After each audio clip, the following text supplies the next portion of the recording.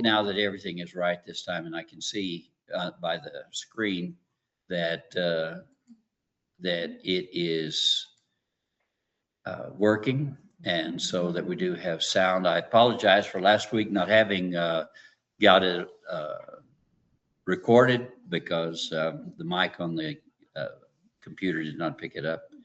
And so, anyway, we'll try to do better than that this week. So, we're going to start with prayer, and let's just go ahead and go to prayer. And then, as others come in, if they do, they can join us. Father, we're grateful for the many blessings you brought upon us. We're thankful, and we just are thankful, dear Lord, that you've already prepared for us. We know, dear Lord, that you're the one we can depend upon. You are a great and gracious God. You're the rock of our salvation. We're thankful for Jesus Christ, and that because of the blood he shed on the cross and because you accepted his sacrifice on our behalf, our sins are forgiven. And in believing in him, we have our hope for heaven. Thank you for all that you've done. Thank you for what you do. And as you've been with us in these last days, we know, dear Lord, that you will be with us in the days to come as well. And so we just ask that you will lead and guide and direct, have your perfect will and way, and bring us, dear Lord, a sense of your presence, we ask, in all these ideas about preparation. Let your will be done. And for all that you do and all that you are, we give you praise in Jesus' name. Amen. All right.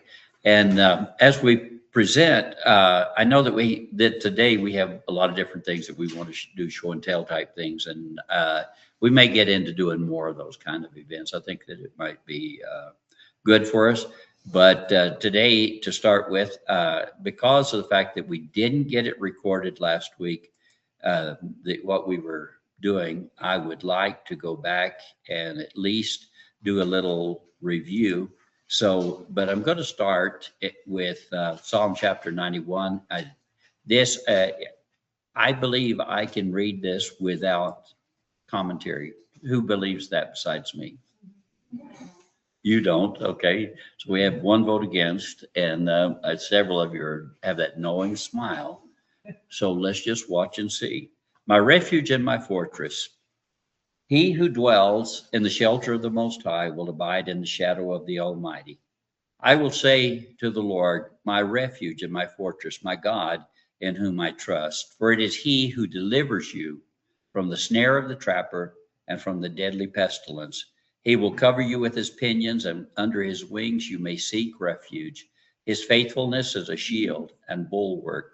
You will not be afraid of the terror by night, or of the arrow that flies by day, of the pestilence that stalks in darkness, or of the destruction that lays waste at noon.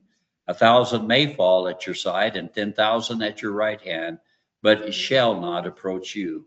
You will only look on with your eyes and see the recompense of the wicked, for you have made the Lord my refuge, even the Most High, your dwelling place.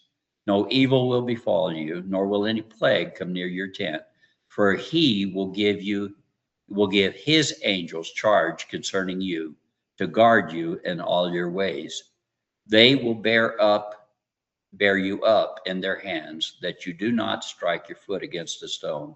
You will tread upon the lion and the cobra, the young lion and the serpent you will trample down. Because he has loved me, therefore I will deliver him. I will set him securely on high, because he has known my name. He will call upon me, and I will answer him. I will be with him in trouble. I will rescue him and honor him.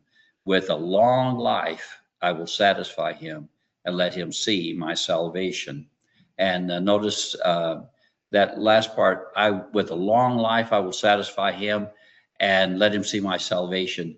In the end, and this is this commentary after the end. Did I comment during the reading? Sandy thinks she's right, that I'm going to comment on all of this, but I'm not going to try to comment on all of it. I will remind you that Satan has this chapter memorized. Mm-hmm. How do we know that? He quoted it to Christ. Mm-hmm. And Jesus said, don't put the Lord to the test. And so we need to, though, realize that we do have a rock, we have a refuge, and that he is the one that will guide us through and protect us through. Does it relieve us of any responsibility at all? It's been what, it hadn't been that long since, for those of you that, and most of you come on Tuesday night, but it hasn't been that long that I talked about the 10 virgins and how that 5 were wise and 5 were foolish. Mm-hmm. And the wise ones, they prepared. And I'm not saying that the foolish virgins should not have been helped. As Christians, if you've got the ability and somebody's in need, I think we always have responsibility. Faith, hope, and charity. I know your version says love, but the King James translates it charity. Among all of our preparations, we need to prepare for charity, among other things. Do they have any responsibility to prepare? Spiritually, they absolutely do. You can lead them to they say you can lead a horse to water, but you can't make them drink. Somebody said feed them salt. And sometimes that may work. And we're doing that with our family and friends. You want to make sure that those that you feel responsible for, if it would happen today and something happened and they came running to you and saying, I don't have any water, I don't have any food, and all of that, there's going to have to be a response at that point. It's going to be tough. And I suspect that any one of us are going to do the best that we can to help them to get out of their situation. But what would be a better response right now, right today, of that your children, your brothers, sisters, parents, whoever it is you're concerned about, what could you do today that would be better than trying to share your water with them when there's not enough water to go around to last you? What would be better? Send this link, send them the link, yeah. But tell them, say, look, if you're thinking that I'm going to prepare enough for me and you both, you need to be thinking about your own responsibility to prepare. If you don't have any responsibility to prepare, I don't know if I told you last week, but I think it's when I was in Vietnam that I drove over to a place where there was a unit that their job was to provide and fix and repair and all of that for different situations where someone would have something they were doing and they really had to have some help. And they had a big sign that I remembered, and it said, remember, your failure to prepare does not constitute an emergency on our part. That may not be an exact quote, but are you going to tell your children that? I mean, or you're going to tell who are you going to tell? Your responsibility should have taken you to the place of preparing back then. And I've prepared enough for me and mine. But to share with you, you've got to understand, because you didn't prepare, is that my emergency or yours? And should I make it my emergency? So we've got to share. We've got to, in love, do the very best that we can. Pastor Juan and Martha, pastor and pastora. Pastor and means shepherd and shepherdess. Yes. And so, and there they are. So, and we are sheep. Yes. We're sheep of his pasture. And so grab you some papers. And so I'm going to kind of go through a little bit of what I said last week. There's not a big crowd of us. And I think that if you've got something that you want to ask or share, it's only reasonable. I know this is not a lot of time that we're going to spend, so I'm going to try to get through several things. But at the same time, we want to make sure your questions are answered. And like the one about where do you turn off the water, I was just talking about turning off the water to the hot water heater so that you preserve that 40 gallons of water. 40 gallons for one person can last you almost a month if you had to, for drinking water, only for drinking. And if you had other water for other things, especially, and for two people, it could, be for a couple of weeks. So that's why I mentioned it. I've never heard anybody else mention it. So I did mention it. And I still say, just on top of the hot water heater, turn it off. If the electricity is off and you're afraid it's going to stay off, have a reason to think it's going to stay off, shut that water off, and then catch water in your bathtub and use, what do they call that rollout bladder? It's a bladder, but there's a name for what they call them. But that'll go in your bathtub, and then you can fill that up with water. That water is also then good for drinking water. And I would not use it for flushing the stool. I told you that last week. You can just dip a bucket of water out, pour it in the regular stool. It will flush, and that will flush it. That it's done by water pressure. However, you'll use your water up in a very short period of time. So you need to have a better plan than that. And that is, even if your backyard, no matter what it looks like, if at all possible, that you can set up any kind of shelter so that you can have a place of privacy. Find a place where you can dig a hole, and start taking care of things in that way, and hope that everybody else will too, because we all will be. Just imagine that you're back and it's 2012. No, not 2012, 1912. Okay. Or 1812. And I've got one book. Some of you are going to want to see. Is there another book in there? Didn't bring it. Maybe. It seems like after the class, I'll figure out where I put all the different books. But anyway, how to do a lot of those. This is a good book on projects. And I guess I'll put it like this. And like when I get to talking about building a solar still, it will have, can you see it on, it's not on TV. So I'll put it on the screen later. Okay.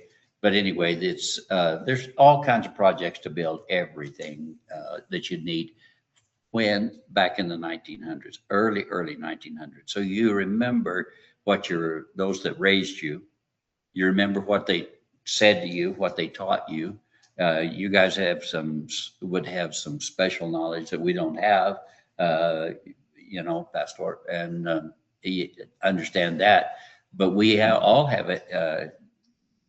Things like that where we can go back. Can you build tools? What kind of tools could you build? If you're going to build tools, you're going to have something to work with. What kind of tools would you use? There'll be hand tools, hand operated tools, basically. Why? Because even though, okay, I put out my solar panels, if they still work, depending on what shut off the electricity, they may or may not would work. The battery supplies that I have, the jump box. I didn't ask Jeff to bring his, but it could ask several of you what your jump box looks like. A jump box you can plug into it. It can run things for a while, but sooner or later the battery goes down, it goes bad, or even the charging systems go bad. So you're going to need some basic skills. And when should you pick up those basic skills? Yeah, it's better to pick them up before you need them, because you can find somebody that can do that stuff for you, but they're going to be really busy trying to do the stuff just to get by on their own, to provide for their own family. And especially where you've got grandchildren, lots of grandchildren, and then their parents, if they are not making any supply, are you going to have enough to supply? And then the other thing is, though, I'll talk about this more later, but what you build on your supply, make sure it's stuff that you're already using. I went and looked at things like this mountain house. I got this out of my storage. I didn't want to bring that, but I've got buckets of different things. But have you heard of this mountain house? Okay, so I'm not sure, but I think the ones that would watch it, I think it will show up on there, even though it's not showing on this screen. Like this is macaroni and cheese. I wouldn't eat this. Now maybe if I'm hungry enough, I would eat it, because I will bend to eating a sad diet, standard American diet, sad diet. I would stoop to that if I have to, but if I don't have to, I won't. But okay, so this, I've had it, but who knows how many years? I didn't mark it when I got it. How many years have I had this?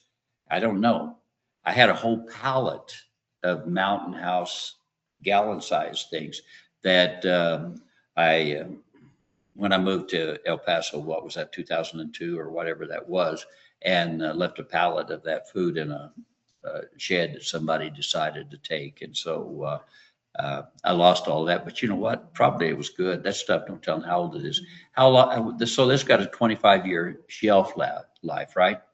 Okay, what does that mean? It means 25 years if you store it from 50 to 55 degrees. So if you've got an underground bunker you can put it in, and you've got a place that stays fairly cool, I think that underground you might get to keep it at 55 degrees without I don't know what it is underground, to tell you the truth. I know it's cooler. It's cooler than you like a little bit. How long will it last at 70 degrees? Maybe 10 years. How long will it last at, like, what I did this last week, let's say. I had 4 cases of ramen noodles that I had bought, and I didn't know how many years ago, because I don't eat ramen noodles anymore, long time. So, but I know that the best if used by date was 10 years ago. Okay, expired by 10 years. But somebody told me, said, I was going to throw them out. They said, hey, I eat ramen noodles all the time, and I don't think they go bad. And I said, I'm going to throw these away. I want them if you're going to throw them away. I said, okay. So I took 4 cases of ramen noodles to them, and they ate the first one. And they called me and said, I have been sitting in the bathroom all night long. Yeah. And so I understand that, you know, if you're going to camp out, that's not a real pleasant place to camp out under the circumstance. Good side of that is, though, think of the amount of weight that he lost, right? You know, but anyway, he said he was going to do the same thing that I was going to do to start with, and that he's going to take them out to the dumpster, you know. I've given away a lot of food, and some most of it, I hope I gave it away while it was still good. But if this is stored above, say, 70, 80 degrees, like out in your metal shop or somewhere like that, it's not good for over a year. You know, I think after a year, I probably would say, can you eat it? I think you could eat it. And I don't think it would probably make you sick. Anybody want to try? You probably say, yeah, I'll try it. I'll try it. You got some chili we can put on it. And I've got some dehydrated hamburger that we could make chili out of. And dehydrated makes different. But what's the point? It loses its nutrition value. It doesn't necessarily become poisonous in a short period of time, depending on what happens. But would you trust it after a period of time? So there's some things that I would trust. So I talked about beans and rice last week. You know, wheat, especially hard red winter wheat, will keep what, forever? I guess that's what they say, forever, especially if you vacuum pack it. Or there's 2 other things you can do. I had one friend that he would had nitrogen on a bottle. They took it out of his shop, ran a nitrogen hose like a stainless steel tube, and just stick it to the bottom of the jar of wheat, stick it to the bottom of the jar, and let it air off till it, you know, he'd blown all the air out of it, and then put the lid on it. But I haven't tried that with wheat. Corn will not last as long, but it will last a long time, longer than will last, let's say. So you wouldn't have to worry about it, corn, only if it hasn't been cracked. But if it's been cracked, how long will it last? I wouldn't want to leave it over a year, you know. And so, because once you break it open so air gets to the germ that's in the middle of the corn, then you got a problem. So if it's solid corn, but do you have a way of grinding corn to make cornmeal? I do have, and it's a hand operated one that I had a guy build, take a piece of pipe, put a steel bottom on it, another piece of pipe that'll go down inside it, steel top on it, and a piece of pipe. And you can grind corn with it. But it's going to be a lot of work. Nevertheless, you grind it as you're going to need it, as you use it, and otherwise it loses its nutritional value.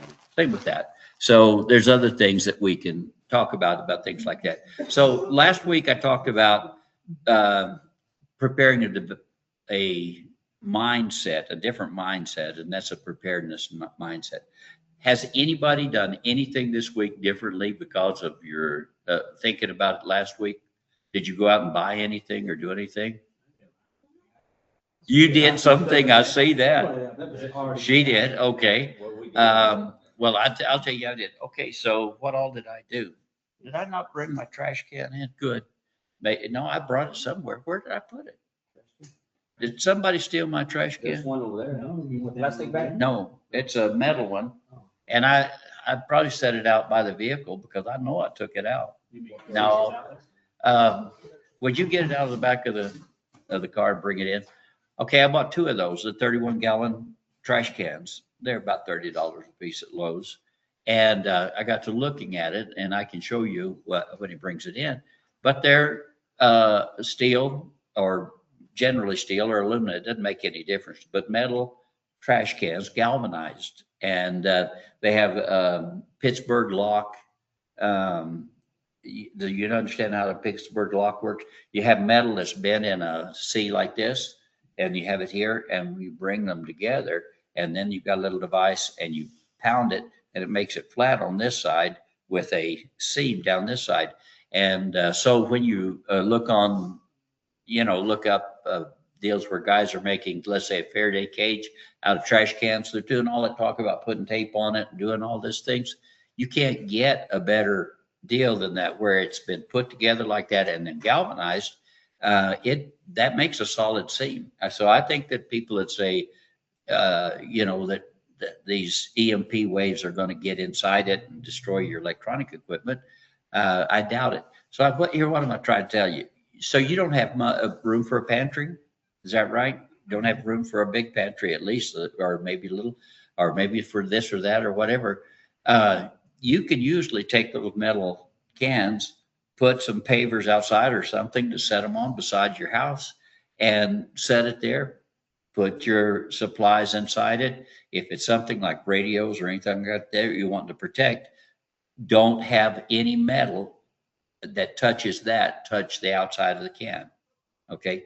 The electronics, I was trying to explain, and I didn't do a real good job of it, but an EMP, whether it be natural from the sun or whether it be because of nuclear weapons, what it does is it's like a wave, and it pushes a wave of the magnet pushes a wave of electrons to the end of something. And so wherever it does, like I just thought of an illustration. We had a youth pastor, and he and his wife had a big water bed. I didn't see it, but they just described it. It was a gigantic water bed, apparently without baffles in it. I can't imagine all of that, but she was laying in bed against the wall. And he went in there being funny, and he just ran and jumped in the middle of that bed. And what do you think that did? No, he went to the bottom, and she went to the wall, because it just, his weight popped her up against the wall, and there she was. And, and so, would you hand it to me? And so, that's the way an EMP works. Okay. It's a magnetic pulse that pushes electrons really hard against the wall, and something's going to break. Even in microcircuits that are so small that you can't see them, waves can be small enough that, does anybody want to see this? Yeah. That's the one from Sesame Street? No, it's from Sesame Street. Where Ben was it you, or which one of you guys, was it you or and Tracy? You and Tracy? Okay. Yeah, I think that's Sesame Street that used to play in the dumpster come up and out. Okay, so I talked about a Pittsburgh lock. Seams on here are made in such a way. I can't hardly get it to where your mic can see it, but if you can see the seams, okay, they're made like I told you. So this thing is rolled, and then the seams on the bottom as well as on the sides, they're done like this. And then there is a machine that bends that tight. It pulls it tight together, and then with the process, anyway, what I'm getting at is there's a tight seal. So when you see them say on there, you got to go with all these, tape and all like that. My thinking is I'm doubting all of that. I think if you want a Faraday cage, you know what a Faraday cage is? It's protect in case there's an EMP, whether it be natural or otherwise, protect your electronics. Later, we're going to talk about that. Debbie brought her radios today. We're not probably going to be able to see those today, but we are going to talk about communication. And if we want to be almost like a little group, one of the things that we may want to do, the cheapest thing that you can do, they're little handheld transceivers that you can get, that you can keep charged up. But it'd be good to have them in something like this, you see. It's So a walkie-talkie, right? it's a walkie-talkie. Okay, yeah, transceiver is a walkie-talkie. Thank you. Yeah, and I had to give away all of my stuff like that, except I kept a small walkie-talkie, but because of my pacemaker, I can't be around the bigger radios, so I gave those away. But say you had a couple of jars, either a jar full of eggs like that one, or a jar full of pickles like these, or something like that, and different things like that. Where are you going to put them? But especially if you're going to do, say you're going to do quarts or pints of just dried beans or dried rice or dried wheat or dried what else? Oats, barley, lentils. You know what I'm saying? Seed. But you're going to do that, and each of them have got a life, but there's still some nutrition in them, and there's a lot of fiber in them and a lot of minerals in them. Long time later. And to the best of my knowledge, and Lisa, if you've got any knowledge that I've said anything that you're questioning, would you raise your hand? I'd like for you to, because understand this, I have no medical training, just what you, like any of us that work in any of these jobs, we take a lot of courses, but doesn't mean anything. 90% of it's not absorbed and not remembered correctly. But my thinking would be that, like the way I do it, is vacuum pack. I told you about him nitro packing that. There's another thing you can do. You could have done the same thing with, there's a little package you can get to put on top of it that will absorb the oxygen. However, you got to be real careful with those. I noticed in my kitchen that somebody had one of those, and it very plainly on this says, do not eat. And I don't even know where it came from. But I saw it had been opened up, and it looked like somebody used it for sweetener. And so I don't have any idea, but it starts with a D. Dice. Yeah. Desiccant. Is that what we said? And but anyway, yeah. So I'm a little concerned about using those myself, but you use them if you want to. I mean, I'm not against that. My own thing is, I develop out of your canner. So does your canner have a rubber ring in it? Okay. All modern canners have a rubber ring in them, and this will still work. But like I've got one of the old ones from back in the olden days that have no rubber ring, and I use that as well. But there's a fitting. You can make a fitting to go on it to take off your. I guess you would take off your pressure device and fitting on there. You can make a vacuum pump, and I've done this a couple of times. We're going to make one again here in probably next week or so. But then you just use a hose that's hard enough that won't collapse with a vacuum on it. You put a vacuum on it. It's good if you've got a gauge. They make a gauge that will read both ways. So it will read your pressure this way and vacuum this way. And you pull as much vacuum as you can, pull the air out of it, put the lid on not too tight with just regular canning rings is all you got to have, because that's what it is anyway. You want them wet and warm, take them probably out of the boiling water and wipe them off, put them on there. Don't screw it down too tight, put them in the vacuum thing, vacuum them, and then let the air back in. And those will keep, I don't have any idea how long, but I've got some that's been for years, a lot of years. Could you keep those outside in a can like this? Wouldn't hurt them a bit. You see what I'm getting at? Even on heat. Yeah, I would probably like a bit of shade, but beans, yeah, they're going to turn, if you just leave them out, they're going to turn dark. But have you ever eaten beans that are dark? Yeah. What do? You just take longer to cook them, and so soak them. You may want to soak them a lot longer before you cook them, and then pressure cook them, and or slow cook them is the very best, though, I guess. And that's what they used to do. So what about on the 5-gallon plastic? Okay. Would that work too? I mean, To put stuff in, yeah, and especially if you're going to do it in the house. Yeah. If you're going to do it in the house, these are food grade. Thank you, Pastor Tamara, for telling me about these. I'm going to show something later with these, a couple of buckets. I'm going to show you how to do a artificial Big Berkey water filter. Does anybody have a Big Berkey by any chance? Okay. Every one of you in every household should have a water filter. Do I have one at my house? No. But should I? Absolutely. I drink tap water just as it is. Pastor, y yo compré de los anaranjados. And she bought some of them from Home Depot, the orange kind. But Yeah, no, okay. ¿No sirve? no bueno.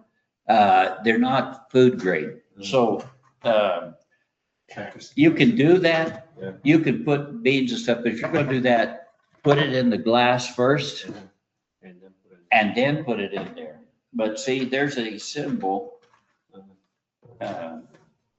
Even though you put Baileys in there and everything, I mean, that's. what You could do that. All that's going to be good.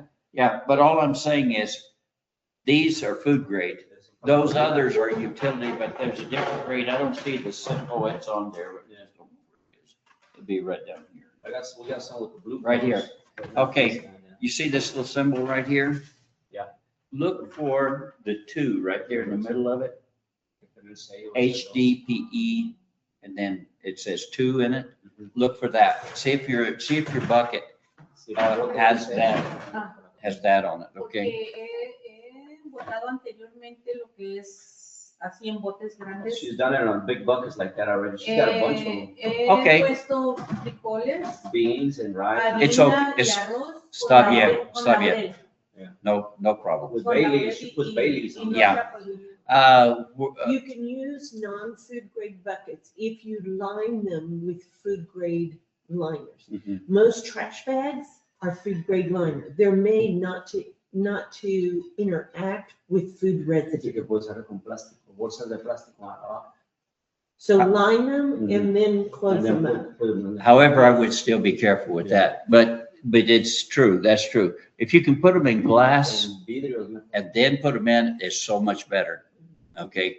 Glass will not react with it, and in the glass, like these, you know that they're made for food. Okay, tell me about it. They go straight me out. If it's food grade, it's gonna have a cup and fork picture. That's just HDPE. Okay, HDPE, and tell me what that means, wine and, It's the resin code.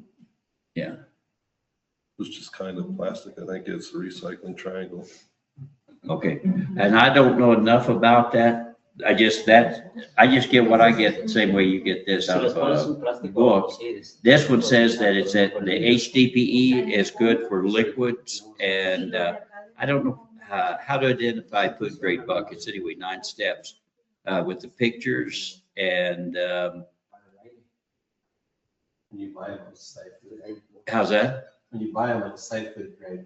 Yeah, but these, so what these are buckets that had food came in them, that's the food was sort of to start with, and that's what makes me think, but I don't know for sure. That's just off of this book. I think this is the book where I get a lot of information, and it may be absolutely wrong, because a guy, he does give a lot of medical stuff and all, but he says should not be taken in place of a doctor, how to deliver babies and stuff like that. If we got any of you, okay, his name is Rawlins, James Wesley Rawls, R-A-W-L-E-S, yes, R-A-W-L-E-S. But whether he's still alive or not, I don't know. This book is old. Yeah. You know. It's not from the Latter-day Saints, LDS, you said. Yeah, LDS. No, you got it from the Mormons. Yeah, we had a visitor, so that's. Yeah. They're very Pastor, prepared. They're well prepared. Yes. bote sirve para, bueno, como para enterrar en el suelo comida. She was asking if the buckets would be suitable, like to bury food with the buckets. Yes. Okay, if you're going to bury food in these, what I'd say is dig your hole, and I got a picture of it somewhere.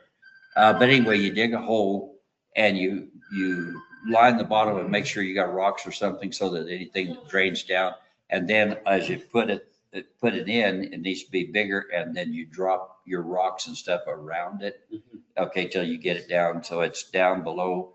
And then over the top of it, you'll want this just barely sticking up. And over the top of it, the way they show it, like in whichever book it was I was looking at, they had 2 bales of hay. Yeah. Where they just put wood over the top of it and then a couple of bales of hay over the top of that. And that they were putting things like carrots and, raw carrots, you pull them out of the ground, or potatoes.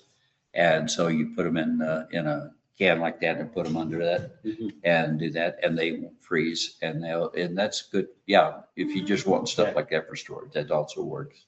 It does say that too, the HDPE too, is reusable. Yeah, is reusable. Yeah.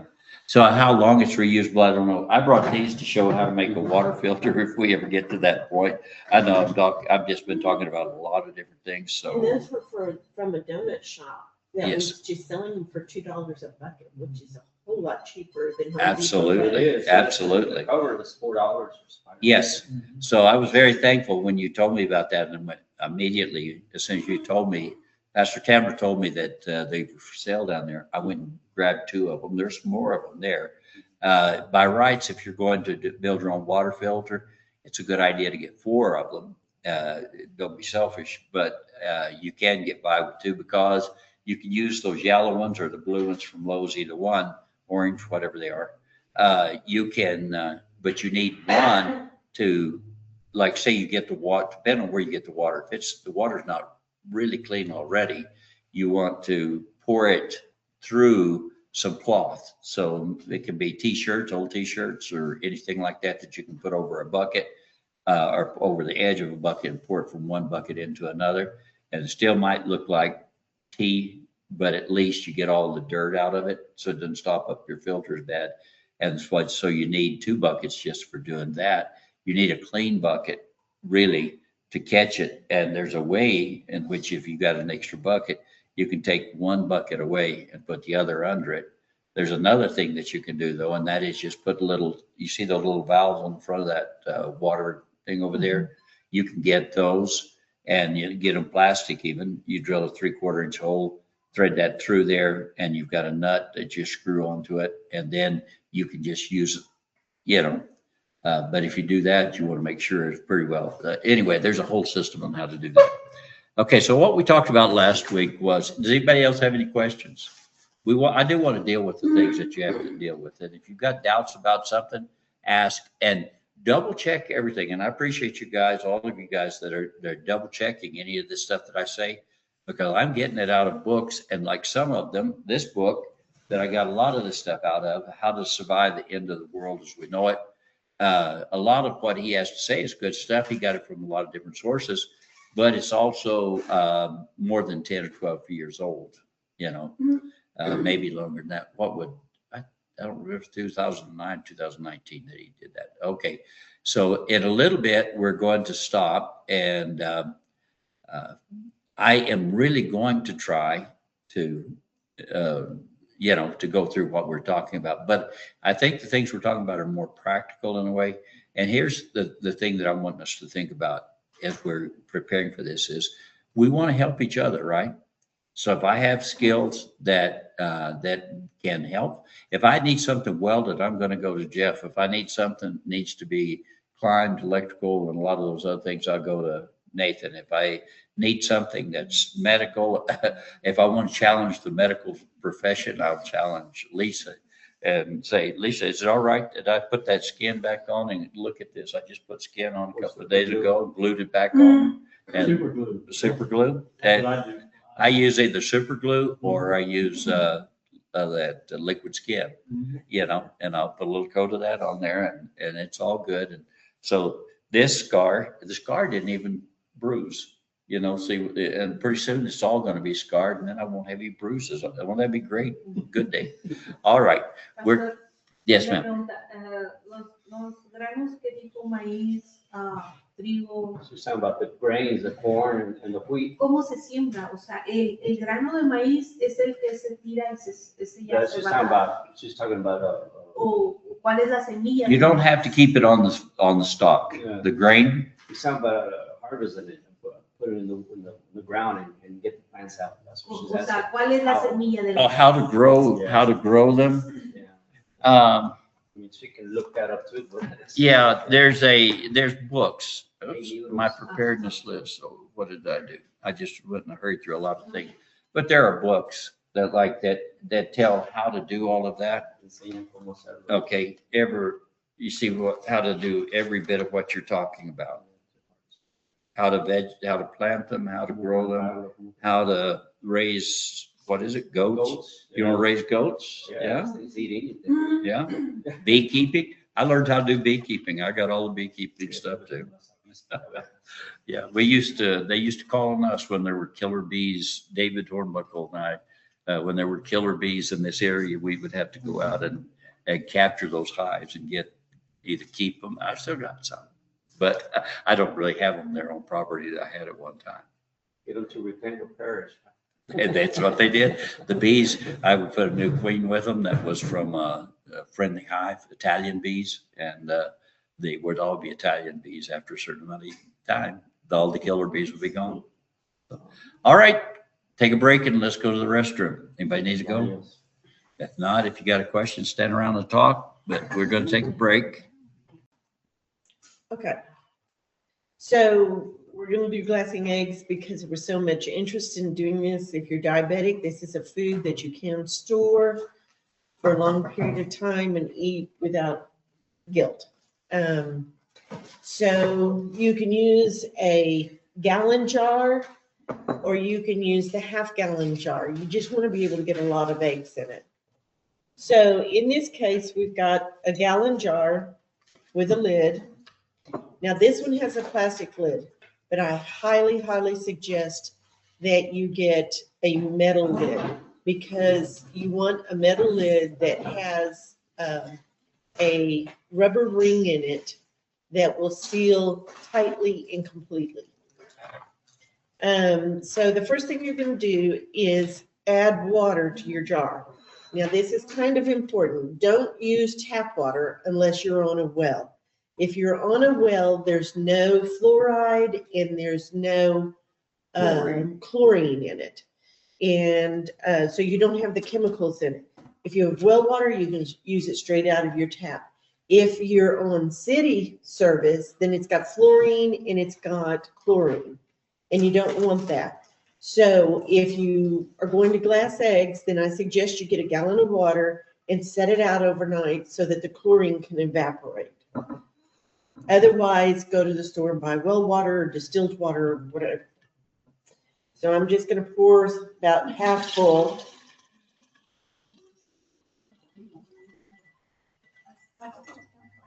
About like that. Okay, so a gallon is 4 quarts. And the way we measure our chemicals to put in there is by the quart. So I've got about 2 quarts of water in there, which is half a gallon. So what I'm going to do is take some pickling lime. You can get this at Walmart or any canning place. I think Tractor Supply has it as well. I think Albertsons has it. Albertsons. And what's it called? Pickling lime. And I'll get my husband to open it for me. No, just slide it. There it goes. Thank you.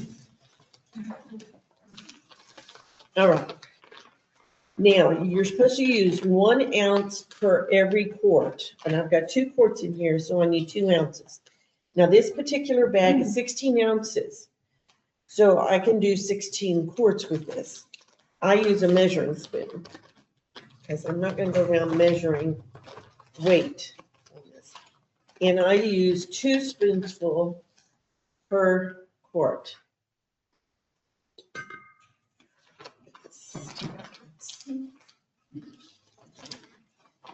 They don't make these bags where it's easy to get this out. 2. So that's for 1 quart.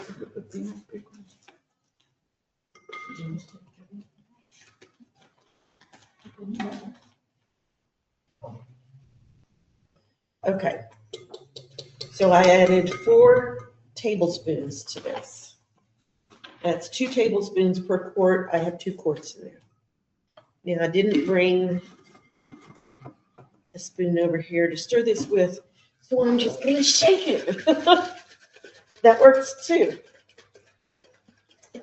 You'll notice it becomes white, which is fine.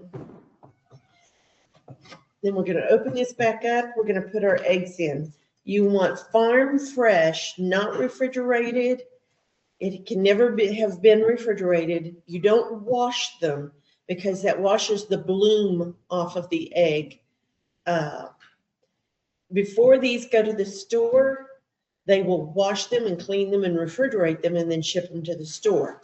So don't use store-bought eggs. And I always put them in point side down. And if they float, take them back out. That's right. They're not any good. Now, if you get an egg that has a little poop on it or whatever, you can wipe it with your hand gently. You just don't want to remove the bloom that's on the egg. And that's done before these go to the store, so that's why you don't use store-bought eggs for this. And if you get farm eggs, make sure they haven't washed them. Yes, always ask them. You want them, You never, don't refrigerate them and don't clean them. I want them just the way they are. And most of those who take care of chickens, the farmers who raise chickens, they already know all this, but remind them anyway. Because a lot of farmers will glass eggs. Now, why would people right now glass eggs when there's plenty of eggs? Chickens they produce more eggs when the days are longer. Mhm. And so during spring and summer, chickens produce a lot of eggs. But during the fall and winter, when the days are shorter, they produce very few to no eggs. So that's why farmers know how to glass eggs, because they know they're not going to have eggs in fall or winter. Also, chickens can molt, is what they call it, and they lose their feathers. After that, they give bigger eggs. But in doing that, they don't lay eggs during that period of time when they're molting. Now, depending upon the size of the eggs, you can usually get about 36 eggs in a gallon jar. You notice I just keep putting them in there and they just keep disappearing. Pastor, ¿será que se puede hacer igual poniéndole cal? You're talking about using lime instead of it. This is pickling. Yeah, That This is pickling lime. it lime. is lime. It's pickling lime, Pickle go. and lime. But lime is lime, but You can't use lime juice though to do this. not the juice. It has to have certain No, chemicals in it. yo no estoy hablando de jugo, estoy hablando de cal. Yeah, it's a different Cal- lime, but it's como already, it's like that. Como Oh, you're talking about The the, solid a lime. la agua. you're not talking about the fruit. No. No, cal, como No. calibra, de blanquear las paredes. They use that in Mexico a lot for the walls and stuff. Oh, For the lime, fields, Cal- yeah, lime. marker fields and stuff. Yeah. I don't know. And you notice I got all 36 eggs in here without a problem. And they're covered. There were 30. Oh, 30. Okay. So there's 30 eggs in here and it's still totally covered. You want to make sure your eggs are totally covered. You put the lid on there securely. Doesn't have to be super tight, but just enough to make sure it's sealed. And you'll notice already that you're getting a layer of lime along the bottom. I'm going to lift this up so you can see it. And that's fine. That's perfectly fine. There's still enough diluted in there to seal those eggs. In fact, it started sealing the moment you started putting eggs in there. What this lime does is it seals the egg itself, making the shell harder and impervious. So you want to make sure you're using good eggs, and we didn't have any that floated up, so these were really fresh. Thank you. And now you just need to put it in a dark room, in a closet, a pantry, wherever. In the bottom of your trash can. Yeah, the bottom of your trash can. But it's good for 2 years. And if you do store them for 2 years, So label it. it'd be a good idea to start using them out of that rather than, so you go buy fresh eggs, buy the fresh eggs, glass them, and when you've got a gallon of them glass, take the other gallon and start using them. So Just like how the does this refrigerator. affect the eggs? It doesn't. You can cook them just like you would eggs out of your refrigerator. They're just stored differently. So if you're doing a cake recipe and it says 2 eggs or 3 eggs, pull Just 3 take eggs out, wash them first to get your excess lime off and anything else off. And then crack your egg and use it. Same with scrambled And eggs, you do fried this eggs. all the time? You use what? Yes. Glass. Can you tell the difference? No. And he's picky. Sandy. When you use eggs out there, do you, and you use them all up, can you put, eggs, fresh eggs back inside that same lime water? Or you throw it away? No, I get rid of the lime water and prepare new lime water because I want to make sure the concentrate is exactly right. And you'd understand all of the eggshells are lime and they have pores in them. So what are you doing? You're stopping up the pores of the lime. With lime, you're stopping up the pores in the eggshells. And those eggshells would be good to crumble up and put in your little garden or your compost or whatever. Or if you're living where you have a garbage disposal, eggshells are good to put in your garbage disposal once a week. Save them up, put them in your garbage disposal 1 day a week and turn it on with some water. And the eggshells will help get any yuck off of your blades that are down there. Gets rid of the smell. Yeah. Yeah, fertilizer. Yeah. Yeah. Okay, very good. And I do appreciate your help. So,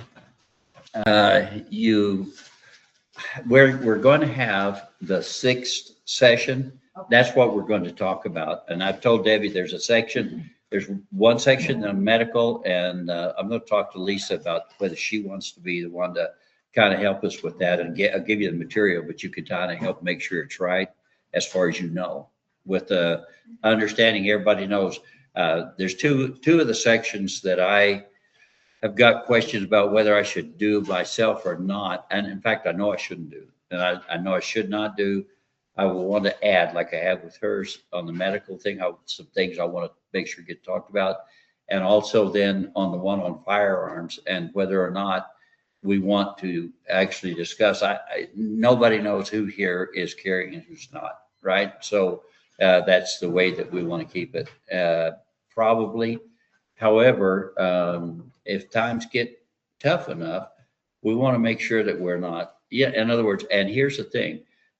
If you're going to stay at your home for, let's say you're going to stay at your home for at least the first 3, 4, 5 days, and you maybe stay there for up to a month, or you could think about that.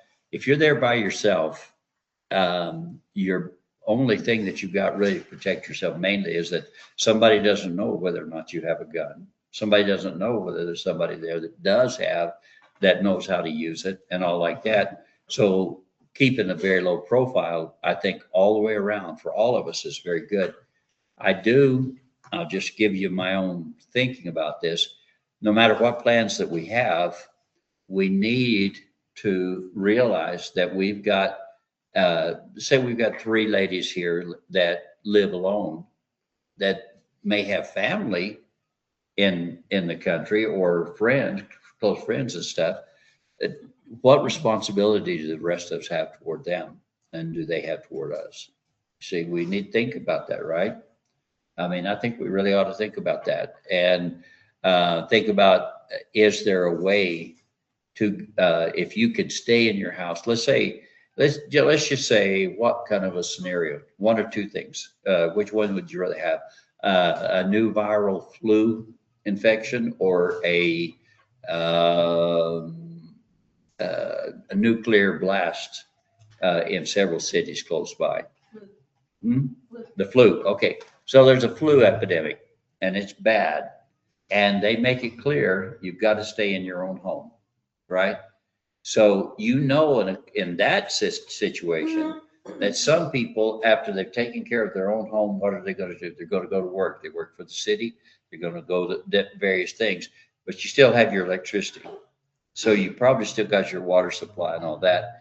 I would like to see at that point that you would have enough supply and filter that the filtration that you would use for your water would be something you could be sure of. But one of the things that you've got to do if there's a flu epidemic is what? Isolation. And that's something that we're already talking about. So whether it be the nuclear, or it be the flu, or it be devaluation of the dollar, whether it be an attack, a terrorist attack, whether it be internal uproar. Yesterday was May Day, and you saw all the uproar. Whatever it is, the plans should be such that they will help to alleviate, at least for that period of time. And then we would need to find out, we would need to do some research and see what is the reality on isolation. In 1919, 17, 18, 19, somewhere there, they come up with the idea of 6 foot separation. They put people out in tents out in the open. Like here, you'd make pup tents, basically, is what it would be. And with each patient being in a different one, and then keep everybody 6 foot apart. And so here they come up,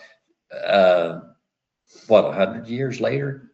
And what they do, they went back to the same protocol that they'd used then. I'd say use that protocol. Okay, they've used it for a long time. Use that protocol. Is it going to be satisfactory? What do you think? Did it help with COVID to stay isolated? Really, it stayed with COVID. I think that unless you could be total isolation, but picking it up off of the things that you eat and stuff like that, that made no difference. So if you decide to isolate in your house, you see what I'm saying? You've got enough water, you got enough food, and you just isolate until there's knowledge base, until you see. And for the rest of us, I think we take our responsibility seriously to check on each other. We need a way of checking on each other, and we'll talk about communications. Yes, we need to see the shortwave. Like you saw in mine, that I've got a shortwave antenna, and you wonder, why are you carrying an antenna around with you? You know, extendable. Why do I carry that? If I brought the other part, which Debbie has hers with her, I didn't bring, but I have a shortwave radio that you can put an antenna up, you clip it on the end of that, and you run it across to the other side of the room, and you've got an antenna so you can pick up stuff from India or wherever it is that there's what is it, English channel still broadcasting on anyway, so that you can still find out what's going on and get some information. So does that make sense? But so we would figure for the first how many hours to days that you're going to take care of yourself in your own home if you can, and the ones that you've got to take care of, I think. But we would be trying to find how can we help. I think though we still, and that's up to you to figure that out, what you want to do, whether or not we want to make a place that people can shelter together so that we could, if we were to go pick up Debbie and Rose and Carol, let's say, and we brought them together and brought them to help with what's going on here, but then there would be others that would need help. So to keep it small enough, quiet enough that we couldn't take care of everybody, but we could try to take care of some. It would be a safe place here for any of those things, but you still have to practice the same protocols as far as trying to avoid getting it into the group. The guy that wrote this book that I was showing you earlier, this one, that's the scenario that he uses to talk about what if there were a flu epidemic. And then what he describes, whatever it is, 10, 20 years later, came about. And people that had prepared were in a lot better situation, in my opinion, than those that didn't. What do you think? Mm-hmm. Okay. Okay, so Pastor Tamara was showing us about glassing the eggs. And so we've just been looking. I asked last week, does anybody know where you can get gallon jars, maybe from a restaurant, somebody you know, and things like that. Part of that discussion, I hope, is what caused you to let me know about the buckets, which I will possibly show something on. I'm not doing anything about the weight. By the way, if we don't get what I plan to do done each time, as long as we get things covered, I still feel good about that. If it's what I can tell, it's what is more of an interest right now. So anyway, so you saw the gallon jar. Now, what kind of gallon jar was she talking about that you should put those eggs in if you can? So I went and just picked up 2 of them. They sell gallon jars like that, except with a stainless steel lid. But only, there are not, I don't know exactly whether, I don't think would lime react with stainless steel? It doesn't, does it? I don't think it does. I don't think so. No, and you say no, and so Jeff probably knows more about metallurgy. You don't know, I don't really know either. But one that I know won't react to lime, a juice in a bad way, is this.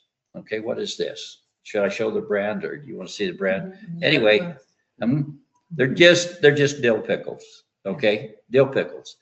Which is cheaper, to buy a glass jar at Albertsons empty, or to buy 2 jars of pickles? Who has a guess? I bought this one and I bought this one. Okay, this is a gallon. This is a half gallon. Let's see if I can get them both together. Okay. How's that? Little snacks. I'm just going to throw them out. You know why? Okay. Do you remember, Lisa, how much is a gallon jar at Albertsons? $18.99. These 2 things of pickles together, along with a Mountain Dew zero sugar, these 2 together and a drink is how much? It cost me $17.07. Okay. You get 2 jars, plus you get pickles that are already canned. Yes. Which you can store, and they're also good for diabetics if you're diabetic. Yeah. Yeah, Joyce and I've already talked about that. I think we'll give anybody pickles that wants them, because I got plenty right now. But these are a good snack just by themselves. Just take them out. We used to buy them with just a stick stuck through them, you know, like a lollipop, and just eat them as a snack. I mean, it's where you'd buy them. And I think they were, even back in the day, they surely were a nickel a piece. And I may have been a quarter a piece. I couldn't afford them very many times when I was a kid, but you see what I'm saying? So there's other ways. Everybody look for something like that. So now that you know these are in Albertsons, they probably are in other places, but they also have, what was the other, Best Made? And Best Made is cheaper than Mount Olive. Mount Olive's 100 years old though. Can Best Made say that? I don't know if they can or not. They're better. And going back to your question, it says, yes, lime juice can react with stainless steel, particularly over long periods. Okay, so that's, why most canning jars, you'll notice, have a coating yes. on the top of them, because you get the lid separately from the part that screws on. And the lid has a specialty coating on it. Plus it then has a rubber seal. Okay, one of you boys open this, either one of you want to challenge? Open, you want to open it? Yeah, be very careful. I would, like I said, I would prefer it be a metal. If you can't open it. Okay, so we're gonna do the strength challenge at this point. No, we're not. So, okay. Now, if anybody, as you can pass those around. So she's wanting to show that, but I'd kind of like to be on the picture. See there, you've got this coating on your lids anytime anything is canned, and these are canned. They're just professionally canned. Show it on the picture too. Okay. And then there's the rubber seal around the edge. So that's what you're really Okay, wanting. do it again now. There's a I coating, can't see. so no metal is exposed to the juice in the pickles. And then around the edge, there's a rubber seal. Okay. And so you can see Yes. it there. So the lid itself is, even though it is metal, it is painted with something like enamel probably. And then this is probably something almost like silicone that it's around it. Anybody want a pickle? Anybody wants a pickle? Carol, yeah, Sandy will get. You want him to open another jar? But if people want these I don't know. eggs, these farm fresh eggs, then if you'll let me know, they're about $6 a dozen.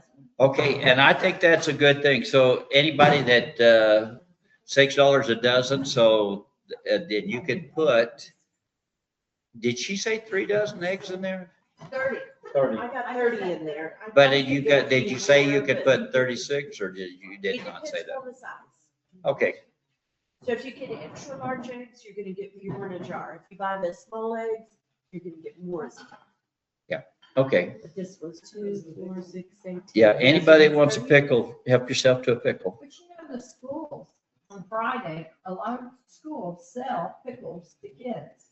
Yeah. For, I think, $1. So maybe the schools would be a good place for us to get our jobs. That's a good possibility. Well, especially at games, there's organizations that run the snack. Concession stands. concession Yes. stands, And Even if we pay them I even $5 a sell jar. pickle shots. Yeah. yeah, And Jeff was pointing out for some of us older ones, so this is my drink, and I'll have at least a couple of these a day, okay? It's pink lemonade. The little girls love it. If I leave it sitting somewhere, it will be emptied, but it's got mainly pink lemonade in it. But what else does it have in it? All the electrolytes. So I've got a scoop, and I didn't bring that, but I put a scoop of electrolytes in each one. And you know why I do that? When you get my age, you lose your electrolytes, and then what do you do at night? You cramp. And so you have to take Highland's leg cramp formula pills, and that gets you by. But this works better. What can you do? Eat a pickle. Huh? You have a sleeve?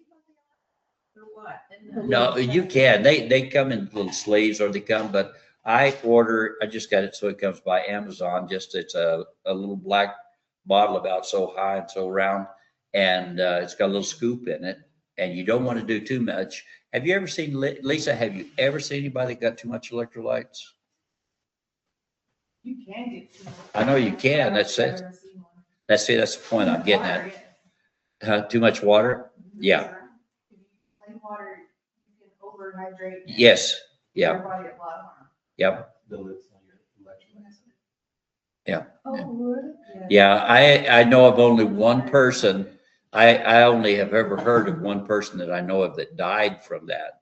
But you may know of more than that. But this one, it was a radio contest that they had of who could hold the most water. And so, and they drank the water. It's kind of like those contests they do. And so one person drank enough water that there's a name for it. Anyway, it's not hydrophobia, it's hydra something. I don't remember what it is, but I think there's a name for it. Anyway, so that's one of the places you can get your jars. One of the things that I wanted to talk to us about as well. So there were several things it's called drowning. That's when you breathe in water instead of I don't think it's drinking water. I showed you about the trash cans. I want to show you one other thing while we're doing show and tell. So Pastor Tamara told me about these buckets. There's something else that you can do with them. I'm going to show that in later. But I wonder if these buckets come apart. That'd be really funny if they don't. They do. Okay, so these are just food size type buckets. And so and you put that one, I need a lid for it, whichever the right one is, and a lid on top, and one on top of that. And this is what not emergency, but to make a water filter out of. So a big Berkey is just a container on top and a container on bottom. And what you will end up doing, and I'll do this, and then I'll bring it back and show it to you. But you drilled a hole just the size of your Berkey filters. I've ordered 2 of them. It would probably be better, at least that book says, to use the ceramic ones. I ordered the steel ones, but they weren't, I don't think, available whenever he wrote that book, is what my thinking is. But anyway, so you'll drill 2 holes in this, or 4, which depend on how many filters you put on it. The filter actually stands up inside the bucket, and I'll bring this probably next week and show you how it works after I've tested it out. But they stand up inside here. You put what they recommend is a 7-inch hole in this lid. That's one of the things, one way of doing it. The other is you put it on top of it before, and then you put the hole through both of them so that it goes through, so that the lid itself actually becomes the part of the filter that, and that might actually be better. I might do it that way. I've seen it done both ways. So what you will do though, when the time comes, is you'll have a bucket that you'll pour water that has already been strained, like I was talking about, through cloth or whatever, if it's dirty. If it's not, but you just want it filtered, every house should have a filter, and this will do the exact same thing as the big Berkey, but for $300 less, at least $300. You see what I'm saying? So this, like the filters are $40 for two, and buckets are $4 because there's $2 a piece. Okay, if you get them down there at the donut place that you were talking about, you can make a filter. Would that look bad sitting on your counter? Okay, well, it may or may not. You can always turn it so that maybe you can. Anyway, I'll bring that back though for you to see, but I wanted you to see about making a water filter. Okay, and I think my own opinion is every house ought to have one, you know. And should you filter all the city water before you drink it? I've been drinking it now for a good while. And the only thing I can tell is making my hair curly, and I don't understand that. But it does, you know, it could do worse. Start drinking it. Yeah, and well, I don't know that that's what's causing it, but of all the things that you don't expect to have difficulties with, sometimes those are the kind of things that come up. Okay, if on the video it turns out that when I share, it makes it to where you can't see it, I will apologize, and then after I watch the video, I'll edit it, and after I've done that, if I see that that's going to be a problem, I will I'll change something. But And then send us the link so that we can. You already have it actually.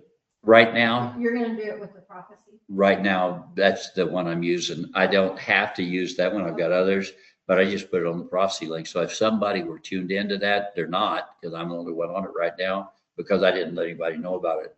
But if they were on it, they would be, it's going out over the internet right now, you know, the raw video though. But I will send you the link of the recording. Okay, that's what you're asking. For everybody that I have your email address on especially if you get the prophecy class reminder, well, you'll get the link to that. All right. Any other question right at that point? Okay, so I want to very quickly go back to here, but I am willing, when you think about something like this, you're wanting to think, okay, what are people going to need to know and want to know? I'd lot rather be talking to you like we are and answering questions and trying. And I know a lot of you know a lot more than I do about almost anything, probably. But I've done a lot of reading, and I've also done studying, and supposedly was to the point of being able to teach some of these classes. But you got to realize that's half a century ago. That's been a long time. Most of the books are probably out of print by now for good reason. You know, it's kind of like, did you know that by this time, we're not going to have any beaches at all? By this time, all the beaches were gone. Did you know that? Because, yeah, because of climate change, they're all gone. And all of the major cities along the coast have all been flooded. And so there are no major cities anymore in the coastlands. Did you know that? Because of climate change. The guys that wrote those books, I read the books. And so those guys are gone, and the theories are gone. Why? Because the beaches look just like they did in, you know, South Carolina, wherever it is, the beaches are. In Alamogordo, we had so much beach property, so much beach that we had, it just didn't have any ocean, you know. But, yeah, we had a lot of beach, and yeah, if anybody wanted to play on the beach. Anyway, so last week I talked about prepare from faith, not fear. I'm still going to emphasize that. And I know I didn't get it recorded, so that's one of the reasons I kind of want to go back through this again. Without faith, it's impossible to please him, meaning God.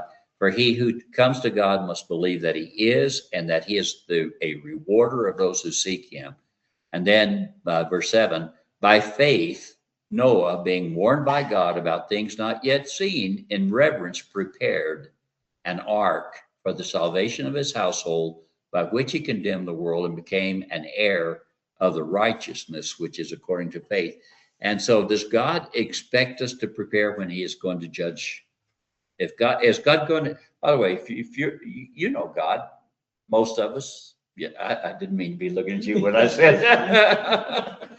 That was just bad. I apologize for that. I said, we all know God, and I looked over at Mark and said, well, most of us, I didn't mean it that way at all.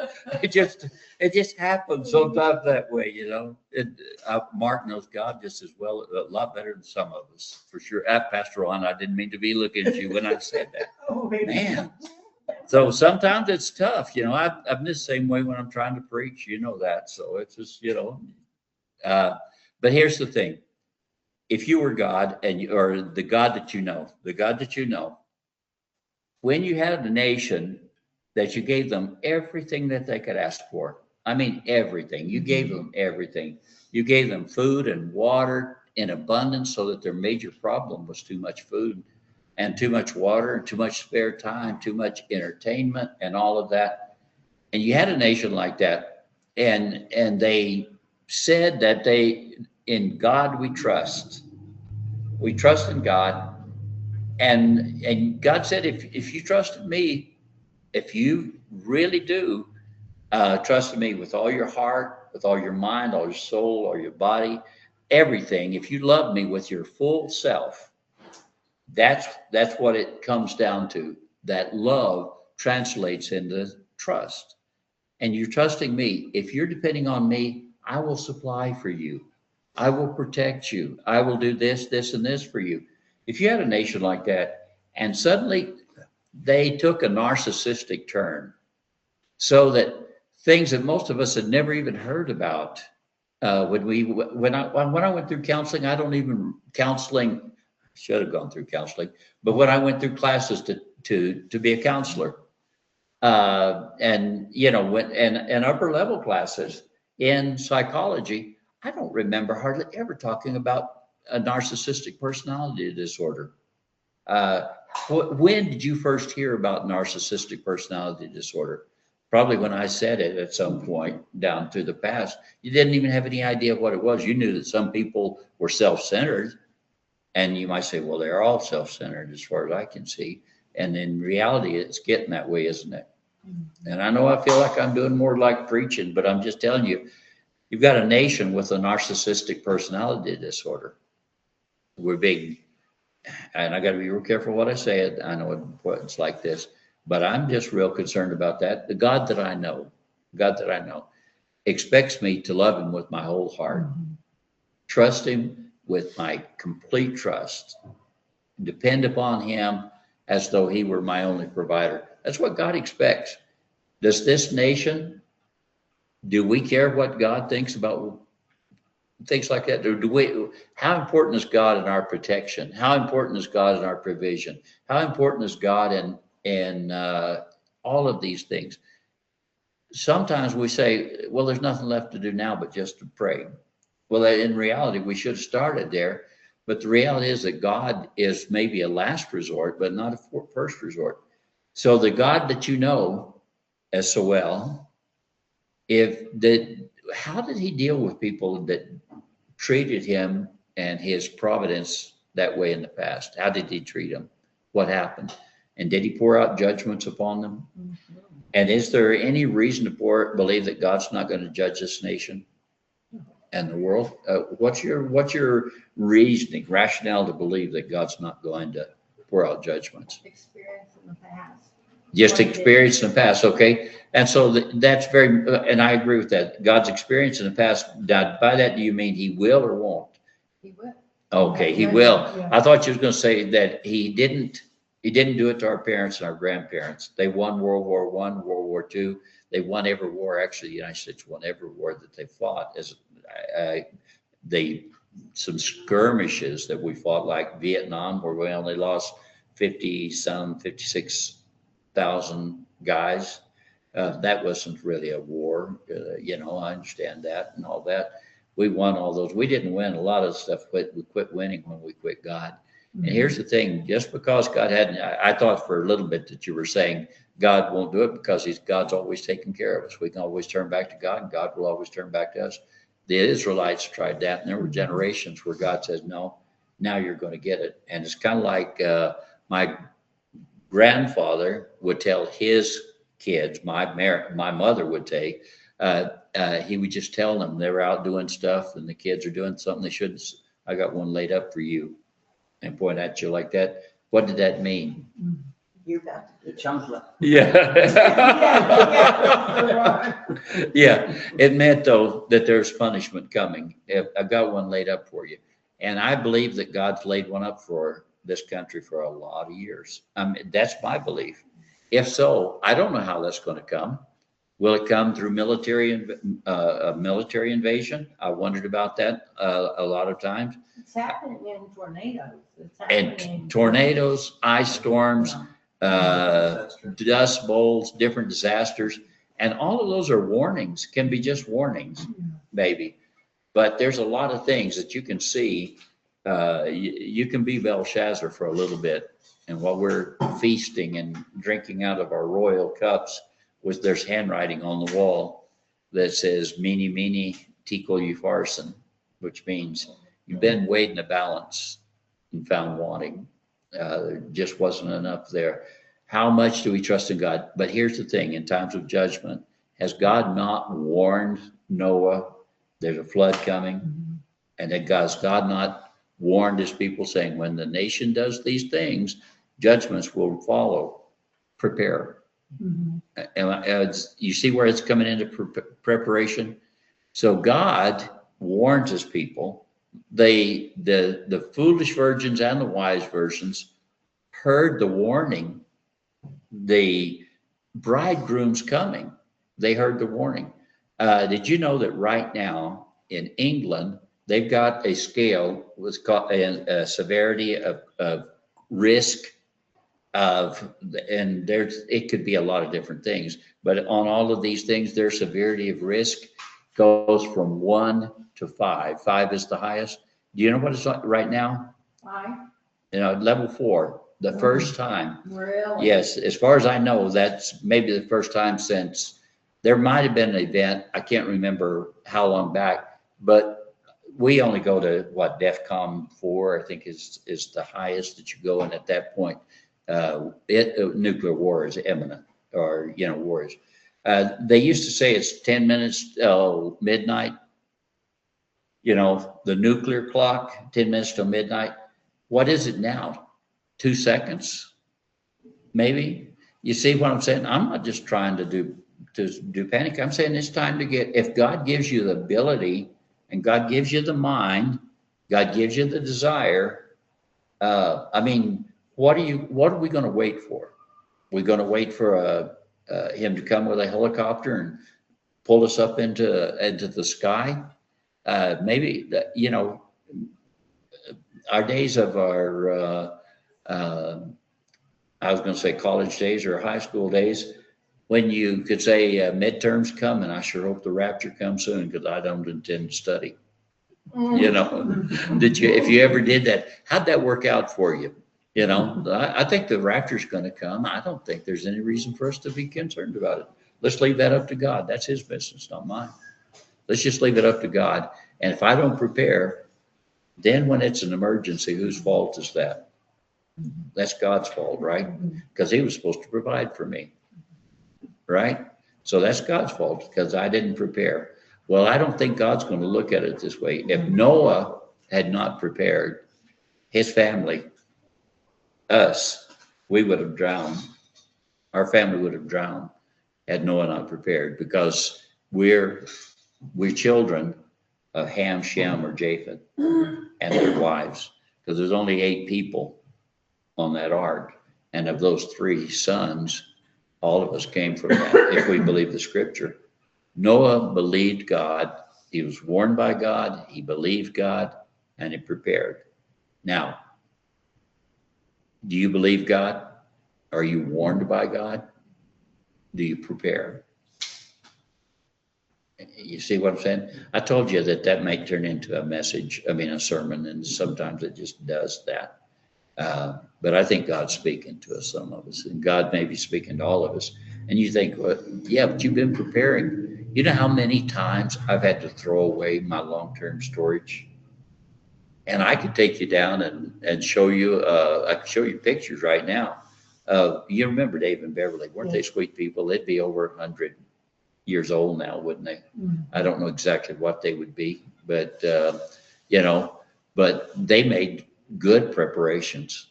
And I could take you and show you those jars. I don't have any idea. Jeff, do you have any idea how many stacks of jars that were canned? A lot of them are still, I suspect the food in them would still be edible. Anybody want a jar of something? The oil lamps, we picked up the oil lamps that they had from the Humboldt place. You did? Yeah, we got them. Good for you. Yeah. Good for you. I mean, had I seen them first, you wouldn't have gotten them. But but the thing of it is, how many oil lamps do I already have? Yeah. I have an accumulation of oil lamps. I will say this about the oil lamps: be careful that you know what you're doing and all like that. I'm glad you got them, and I appreciate that. But with oil lamps, make sure you got some extra oil. Keep the extra oil outside. You don't have to keep it in a can like this, but keep it separate from your food, Yeah, for the glycerin. Anyway, I want to think about that a little bit. But yeah, just think about it a little bit. And if God's warned you and you believe in God, trust in Him, believe in God. Noah believed God. And so what did he do? In what? Reverence. In reverence. And we think, well, I'm going to be reverent tomorrow. And I'm going to try. I will try. And I wore a suit and tie when I was the only one that wore a suit and tie. How many years?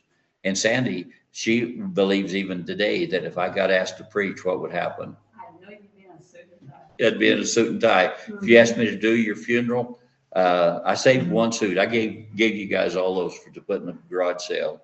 All my suits and all of that except for one. I wished I'd have kept a brown one or a light one. Do you have any of those left? I ought to come down and shop in your next garage One sale. for your son too, if he needs one. Yeah, we can. There's ones out here, but anyway, but why was that? Well, that's kind of a sign of reverence to me. Did God care one way or another where I wore a suit and tie? I don't think so. I did it because just out of reverence, I think, just to hold up a standard. And by the way, at District Assembly, there was a lot of years when I was the only one that had suit and tie too for some years. And then we had DSs that would say, if you're going to be ordained, you're going to wear a suit. And then we'd have a lot of guys bought their very first suit because of getting ordained. In reverence, just because you believe God and trust Him, in reverence, Noah prepared an ark. I'm not asking you to prepare an ark. If God tells you to prepare an ark, you better start building a boat. If God didn't tell you to prepare an ark, then say, what preparation should I make? But it was for the salvation of his household. I know we've got extended families, and they're not really members of our household. They might become members of our household when the time comes, mightn't they? They might. I mean, we might not have any choice in that. I had one tell me, say, my plan is to come to your house. Well, that might work if I'm there. If I've gone to somebody else's house, it may not work. Lord might say, I want you to come to my house. I say, hey, I'm good with that. But if He doesn't, there's a good possibility that there's going to be some things that's going to happen. In fact, I'll say better than that. What's the probability that a catastrophe is going to take place that is going to require some of the things for which you prepare? I mean, what's the probability? Inevitably, it's going to happen. Whether it'll happen in your life next year or 10 years from now, or it'll be way after all of us are gone, I can't tell. But I'm going to tell you this. If God said build an ark, build an ark. And so for the salvation of the household, He condemned the world, became the heir of righteousness. And that's what I want us to do. Okay. I know that now I haven't read through the stuff that I prepared, right? Some of it, little of it. And you're surprised at that. In preaching, we call it chasing rabbits. But when you run, I don't know whether I should use an analogy like when you run with the hounds, you're liable to, you never know where you're going to end up. Let's put it that way. All right. Any questions before we quit? Had we better quit? You think it's about that time to quit? Before we go, we've got some pocket tools here for each of you to put in your bag. One per family. So we want to do your pocket tools. It's a knife and screwdriver set. Then they are very good. And I did check to make sure. I did check to make sure you can open a can with them. So if people want. It's not easy. I need to know before Tuesday night, that's where I'm getting What's that? Eggs? the eggs. So you said $6 a dozen. And how many are you willing to get? Do they come in things like that? Yes. I can even give I you will the, tell you, a lot of these farmers, they would prefer that you come with your own egg holder. So if you're gonna get 3 dozen eggs, bring 3 cartons. for them to put in. I would like, so to tell you how many I want, but I'll bring the cartons to you. Or if you'll stop by the house or I'll stop by yours. And I would get 3 times 18. 3 dozen, Simon said. No, 3, let me think. What's 3 times 18? 40, 54. 54? Okay, yeah. How many dozen is that? So there's a dozen and a half, dozen and a half, dozen and a half. 4.5 dozen. Yeah, we better make it even dozens. I don't know if I've got one that'll hold just a dozen. Well, the packets, the styrofoam things I have is 18. Each of them are 18. So whether you have 18 or you have just single dozen, start saving your cartons from when you buy eggs at the store, so that if you go to a lot of these farmers really prefer that you have something to put it in. Yeah, and that's why I saved these actually, was for that very purpose. So, yeah. Well, if I did 2 cartons, that would be dozen. That'd be 3 dozen. So I'd take 3 dozen. And you said $6 a dozen. Okay, do we want to pray? What do you think? Tamara, would you like to pray for us, Pastor? Dear Heavenly Father, thank you, Lord, for the information that we've received today, the knowledge that we've gained. Lord, we thank you that you have poured this out upon us, and we pray that we'll be faithful in adhering to a lot of these things that we've learned. Lord, help us to be wise stewards of what we have and wise stewards of our future as well. Lord, you've told us to prepare, and we are working towards that goal. And Lord, we pray that we would not just prepare as individuals, but also as a church to be able to reach out to those in a hurting world if any of these things happen. Lord, we pray that you would bless our efforts. In Jesus' name, amen. Amen. Amen. All right, come next week. Bring somebody with you if you'd like.